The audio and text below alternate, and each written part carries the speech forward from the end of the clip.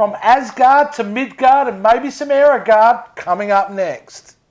Live from the YK Studios in Adelaide, Australia, it's the Pop Culture Spread. You're big. I want bigger. Suit up. That's more like it. Take off. And save the world. I will end this. On May 6th, unleash the power of the storm. Thor. You think you're just gonna walk in and walk out? No, I'm gonna fly out. May 6th. This film is not yet rated. Hey guys, we're back again for our Marvel Retrospective series. And Rick, we're in our fourth entry today. We're talking Thor, the 2011 release. Now, as you can see, we don't have a lot of Thor memorabilia here, but we do have something. What have we got to show the guys? Here we go. Okay. Our little buddy Thor here. That's our Thor, you can see. I like it. Give me another. Yeah, fair enough. No, his hammer's not there, so, but whatever, that's our Thor memorabilia. Anyway, that might give away how much we really care about this film. Yep. We probably let our true feelings known too early. But you know what? Before we get into this controversial film, controversial because it's pretty crap, let's talk to synopsis, Rick. Let's get into it. The powerful but arrogant god Thor is cast out of Asgard to live amongst the human in Midgard, Earth, where he soon becomes one of their finest defenders. Okay, starring Chris Hemsworth as Thor, Natalie Portman as Jane Foster, Tom Hiddleston as Loki, Anthony Hopkins as Odin, Stellan Skarsgård plays the Professor Eric Selvig, Kat Dennings as Darcy Lewis, Clark Gregg returns as Agent Coulson.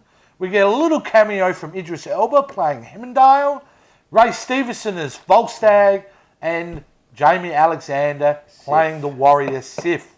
And of course, Stan Lee's somewhere there. Somewhere in there. Right. Thor, 2011, Rick. Yeah. Year after Iron Man 2 had come out. So at this stage, before this film was released, we know they're building to an Avengers film. Yeah. So we know when they released information that they were making Thor and they were making Captain America, that this was leading up to the ultimate team up. Yeah. So how do they do this, Rick? How they have to now bring in magic into this universe. And that was the big hype about it. Like, how are they going to do it? How are they going to do it? Take because this character? every other film had been Earth-based, based around Earth technology, a heightened version of Earth technology. But now they're taking us into outer space. A different realm, different world. Different world, yeah. So I do remember being excited for this film. Not overly excited maybe on the level that I was going in to see Iron Man 2. But I was looking forward to see what was going to happen here.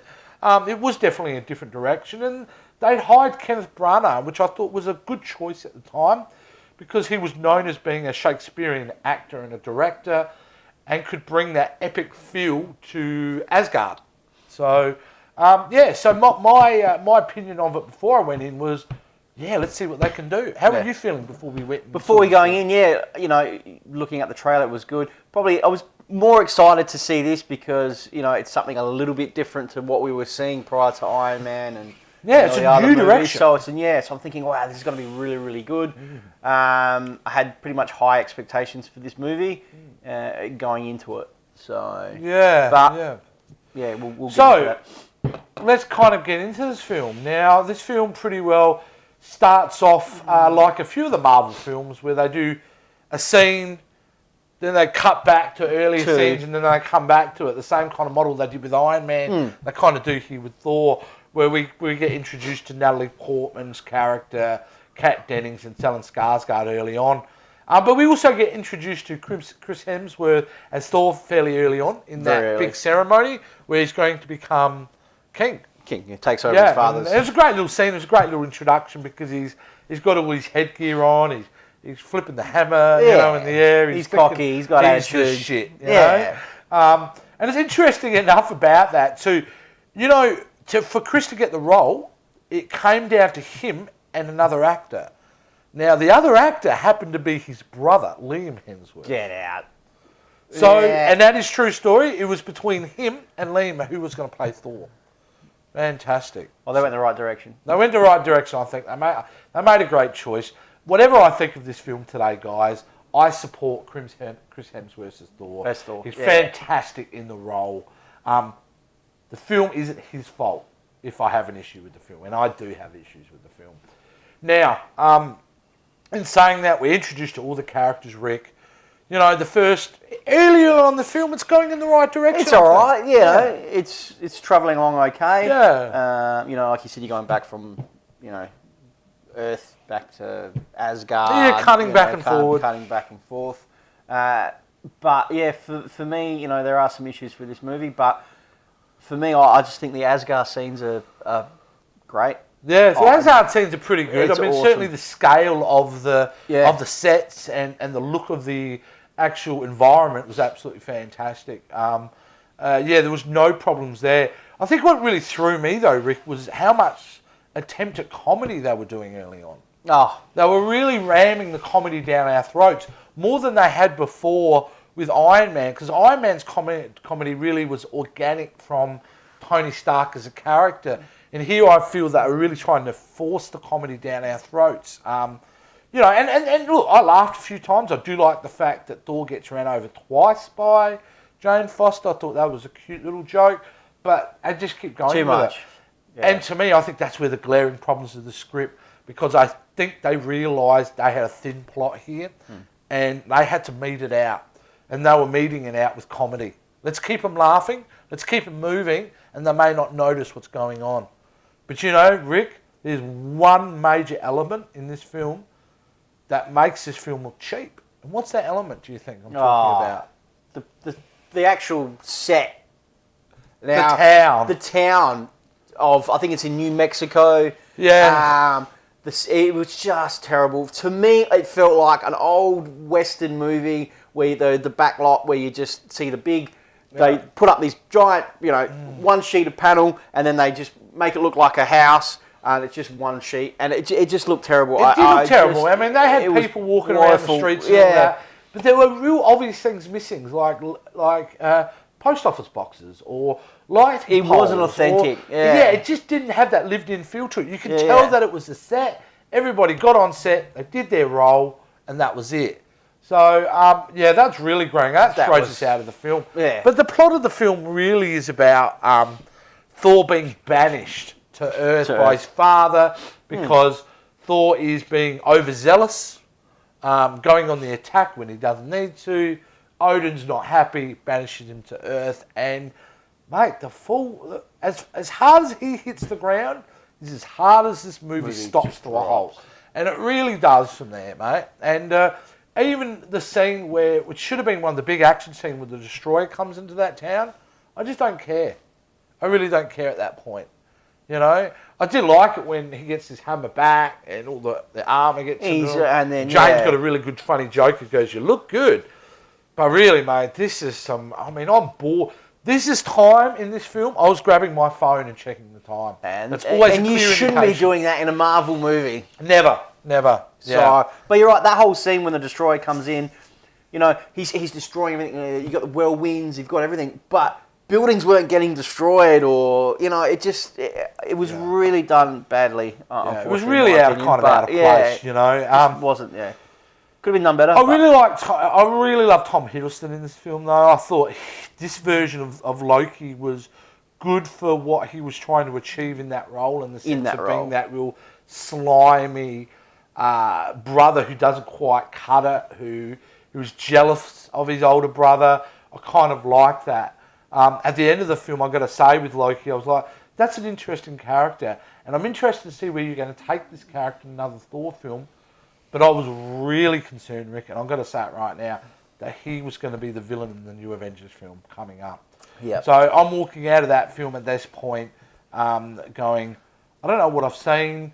I've liked elements of what I've seen, but really, I'm not connected with this universe. I'm not connected. I would like to see where these characters go, but if they'd never made another Thor film, I wouldn't have cared at all. Yeah. You know, and I know that sounds really harsh, but Rick?